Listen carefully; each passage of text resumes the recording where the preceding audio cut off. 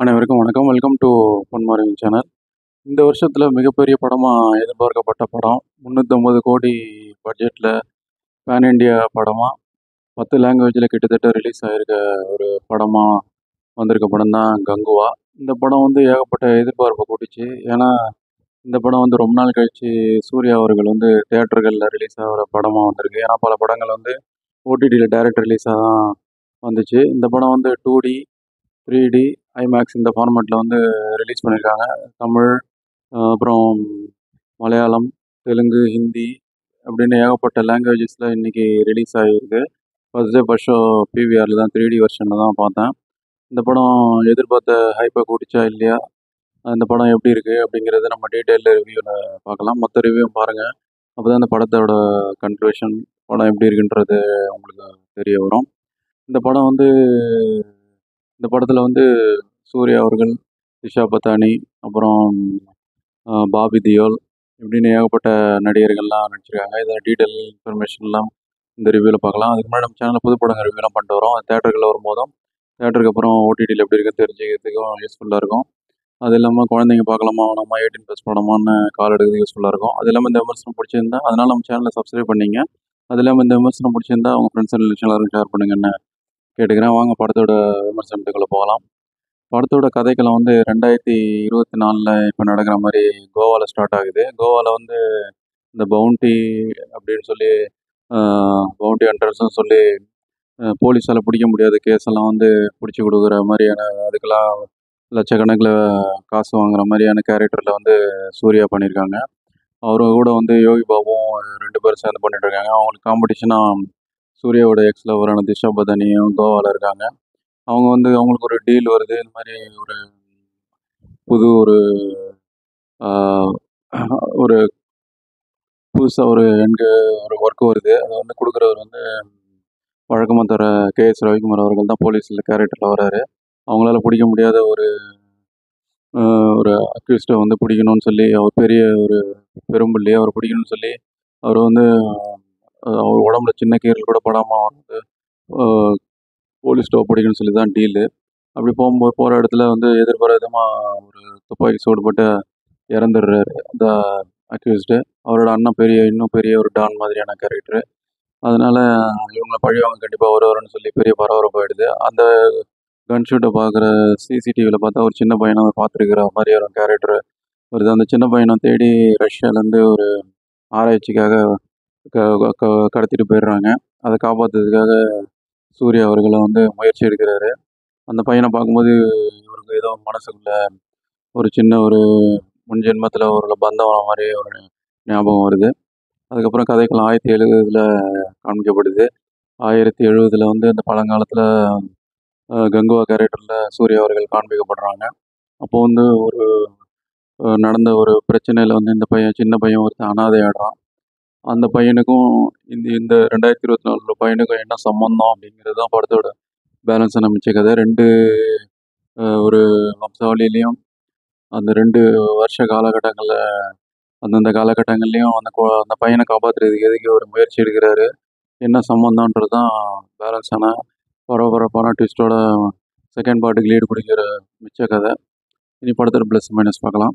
படத்தோட ப்ளஸ்ன்னு பார்த்தா சூர்யா அவர்கள், அவரோட நடிப்பு இந்த படத்தில் சிறப்பாகவே இருக்குது. நல்ல உடம்பெல்லாம் மெயின்டைன் பண்ணி இந்த வயசுலேயும் சிறப்பாகவே சண்டை காட்சிகள் எல்லாத்துலேயுமே சிறப்பாக பண்ணியிருக்காரு. சென்டிமெண்ட், ஆக்ஷன், கோபம் எல்லாமே சிறப்பாக பண்ணியிருக்காரு. நம்ம பாராட்டுகளை தெரிவிச்சுக்கலாம். அது இல்லாமல் அந்த படத்தில் சின்ன பையன் கேரக்டரில் வந்து சேவன் வந்து 2 ஜென்ரேஷனில் வர மாதிரி அந்த பையனும் கேரக்டர் உணர்ந்து சிறப்பாக பண்ணியிருக்காங்க. படத்தில் வந்து சின்ன சின்ன கேரக்டரில் வர அந்த கலைராணி, அப்புறம் நட்டி நட்ராஜ், அப்புறம் போஸ் வெங்கட், அப்புறம் கருணாஸ், இவங்கெல்லாம் கூட அவங்க கேரக்டர் வந்து உணர்ந்து பண்ணியிருக்காங்க. அவங்க கேரக்டர் இன்னும் கொஞ்சம் நல்லா எழுதியிருக்கலாம். யோகி பாபுவும் கிங்ஸ்லேயும் வந்து ரெடின் கிங்ஸ்லேயும் வந்து காமெடிக்காக சேர்த்துருக்காங்க. காமெடி அந்தளவுக்கு ஈடுபடலை. இன்னும் கொஞ்சம் நல்லா ஒர்க் அவுட் பண்ணிக்கலாம்னு சொல்கிற அளவில் இருக்குது. திஷா பத்தானி கேரக்டரும் நல்லா ஈடுபடல. ஃபஸ்ட்டு 20 நிமிஷம் பெரிய அளவில் தாக்கத்தை ஏற்படுத்தலைன்றது தான் நிஜம். படத்தில் பெரிய ப்ளஸ் பாயிண்ட் வந்து படத்தோட டெக்னிக்கல் டீம் தான். படத்தில் வந்து விஎஃப்எக்ஸ், எஸ்எஃப்எக்ஸ், அந்த சிஜி ஒர்க் எல்லாமே வேறு லெவல், ஹாலிவுட் லெவலில் இருக்குது.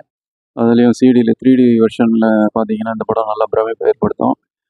அது இப்போ படத்தோட கேமராமேன் வெற்றி அவர்கள் சிறப்பாகவே அந்த கேமரா ஹேண்டில் பண்ணிக்க ஹாலிவுட் தரத்தில் இருக்குது. படத்தில் 2 போர்ஷன், அதாவது 2 காலகட்டம் மாதிரி வரும். 2024, 1070 அந்த 2 காலகட்டங்கள்லேயும் அந்த அதில் வைட் ஆங்கிள் ஷாட்டு, அப்புறம் ஏரியல் ஷாட்ஸ் எல்லாமே நல்லா பண்ணியிருக்காரு. படத்தை பாருங்கள், உங்களுக்கே தெரியும். அது இல்லாமல் அந்த க கழுகு மாதிரி ஒன்று பறந்து வர சீன்ஸ்லாம் நல்லாயிருக்கும். 3D எஃபெக்டில் இன்னும் பிரமிப்பு ஏற்படுத்துகிற அளவுக்கு நல்லாவே பண்ணியிருக்காரு. அது இல்லாமல் படத்தோட ஆர்ட் டைரக்டர் அமரர் மிலன் வந்து இந்த படத்தில் அவரோட உழைப்பை வந்து நல்லாவே வெளிப்படுத்தியிருக்காரு. தேசிய விருதுக்கு பெறக்கூடிய அளவுக்கு 1070 காலகட்டங்களில் அந்த பழங்கால தமிழர்கள் பயன்படுத்தின அந்த ஒரு போர் போர் முறைக்கான அந்த ஒரு மெட்டீரியல்ஸு, அது இல்லாமல் இந்த பறை மாதிரியான வாத்தியங்கள், சின்ன சின்ன ஒரு நுணுக்கமான விஷயங்கள் அந்த காலகட்டங்களில் எல்லாத்தையுமே சிறப்பாக பார்த்து பண்ணியிருக்காரு. ஆர்ட் டைரக்டர் பாராட்டுகள் தெரிவிச்சுக்கலாம். அவர் இறந்துட்டார் சமீபத்தில். அவருக்கு இந்த படத்து மூலம் தேசிய விருது கிடைத்தாலும் ஆச்சரியப்படுறதுக்கு இல்லை. அது இல்லாமல் காஸ்டியூம் டிசைனும் நல்லா இருக்குது. ஏன்னா 1070 காலகட்டங்களில் உடைகள்லாம் எப்படி இருக்குது நேர்த்தியாக பண்ணியிருக்காங்க. அவங்களுக்கும் பாராட்டுகளை தெரிவிச்சுக்கலாம். அது இல்லாமல் படத்தில் வந்து மியூசிக் வந்து டிஎஸ்பி தேவிஸ்ரீ பிரசாத் அவர்கள் பண்ணியிருக்காங்க. படத்தில் வந்து அந்த தலைவனே அந்த பாட்டு, அப்புறம் ஆதி நெருப்பு, இந்த 2 பாட்டும் நல்லா கோஸ்பம் மூமெண்ட்ஸு. அது இல்லாமல் படத்தில் பிஜிஎம் நல்லா இருக்குது. ஆனால் ரொம்ப ஓவர் டோஸ் ஆகிடுச்சு, இறைச்சல் ஆகிடுச்சு. ஒரு லெவலுக்கு மேலே சத்தம் அதிகமாக இருக்குது. வசனங்களே புரியாத அளவுக்கு போயிடுச்சு, ஓவர் டோஸ் ஆகிடுச்சு. அது மட்டும் கொஞ்சம் கவனிச்சிருக்கலாம். மற்றபடி படம் மைனஸே இல்லை. ஆனால் சில விஷயங்கள் ஒர்க் அவுட் ஆகலை எனக்கு. என்னென்னா, படத்தில் வந்து ஸ்க்ரீன் ப்ளே வந்து எமோஷ்னலாகவே கனெக்டே ஆகலை. ஃபஸ்ட்டு 20 நிமிஷம் படத்தில் வந்து எந்த ஒரு இம்பேக்ட்டும் ஏற்படுத்தலை. அதுக்கப்புறமா இந்த 1070 காலகட்டங்களில் நடக்கிற காட்சிகள்லாம் நமக்கு வந்து பல 7ஆம் அறிவு இந்த மாதிரியான படங்கள், பாகுபலியான மாதிரியான படங்களை நினைவுபடுத்துகிற மாதிரி வருது. அது கொஞ்சம் தவிர்த்திருக்கலாம். அது இல்லாமல் படத்தில் வந்து பிரம்மாண்டம் மட்டுமே கை கொடுக்கும்னு நினச்சி படத்தை கொண்டு போன மாதிரி இருக்குது. ரைட்டிங்கில் சுத்தமாக எந்த விதத்துலையும் எமோஷ்னலி கனெக்டே ஆகலை. ஏன்னா ஃபஸ்ட்டு 2024 காமிக்கிற சூர்யாவோட பேக்ரவுண்டு அந்த எதுவுமே காமிக்கிறல. அது இல்லாமல் கங்கோ கேரக்டரில் வரவரைக்கும் பெரிய அளவில் பேக்ரவுண்டு அந்த ஃபேமிலி விஷயங்கள் எதுவுமே படத்தில் ஈடுபடலை, சொல்லவும் படலை. கதாநாயகி படத்தில் பெரிய அளவில் யாரும் சொல்லப்படலை. அவள் காமெடியும் பெரிய அளவில் ஒர்க் அவுட் ஆகலை. சின்ன சின்ன விஷயங்கள்லாம் படத்தை மைனஸாக பார்க்கப்படுது. அது இல்லாமல் படம் வந்து இப்போ நிறைய காட்சிகள் வந்து இருட்டாகவே இருக்குது. என்னதான் இருந்தாலும் 1070 காலகட்டங்கள்லாம் கொஞ்சம் லைட்டிங்ஸ்லாம் இன்னும் கொஞ்சம் கவனிச்சிருக்கலாம். படம் ஃபுல்லாக ரொம்ப இருட்டாக இருக்குது. 3D வெர்ஷன்லேயே அப்படி தான் இருக்குது. இன்னும் 2D வெர்ஷன் எப்படி இருக்குன்னு தெரியல. இதெல்லாம் கொஞ்சம் கவனிச்சிருக்கலாம். படத்தில் வந்து ரைட்டிங் கொஞ்சம் நல்லா பண்ணியிருந்தா நல்லா இருந்திருக்குன்னு சொல்லக்கூடிய அளவில் தான் இருக்குது. அது படம் வந்து வேறு லெவல் டெக்னிக்கலி சவுண்டாக இருந்தாலும் அது பிரம்மாண்டம் மட்டுமே ஈடுபடுமா அப்படிங்கிறது கேள்விக்குறி தான். ஸோ அதுதான் இந்த படத்தில் கொஞ்சம் பிரச்சனையாகப்படுது. இது சூர்யா அவர்களோட கேரியர்லேயே பெஸ்ட் படமாக வந்திருக்க வேண்டிய படங்கள்ல ஒன்று. இந்த ஸ்க்ரீன் ப்ளே கொஞ்சம் நல்லா பண்ணியிருந்தா அந்த லெவலுக்கு போயிருக்கும். இப்போதைக்கு இது வந்து அது அந்த அப் டு த மார்க் வரலன்னு தான் சொல்ல வேண்டியிருக்கு. மொத்தத்தில் இந்த படம் எப்படி இருக்குன்னா, படம் வந்து டெக்னிக்கலி ஹாலிவுட் லெவலில் ஒரு தமிழ் படம்னு சொல்லக்கூடிய அளவில், பேன் இண்டியா படம்னு சொல்லக்கூடிய அளவில் அந்த சிஜி எஃபெக்ட்ஸு, 3D எஃபெக்ட்ஸு, அந்த விஷுவல் எஃபெக்ட்ஸு, சிஜி எல்லாமே டாப் நாச்சாக இருக்குது. ஆனால் அந்த திரைக்கதையில் மொத்தமாக படம் வந்து கொஞ்சம் அப் டு த மார்க்குக்கு போகலை.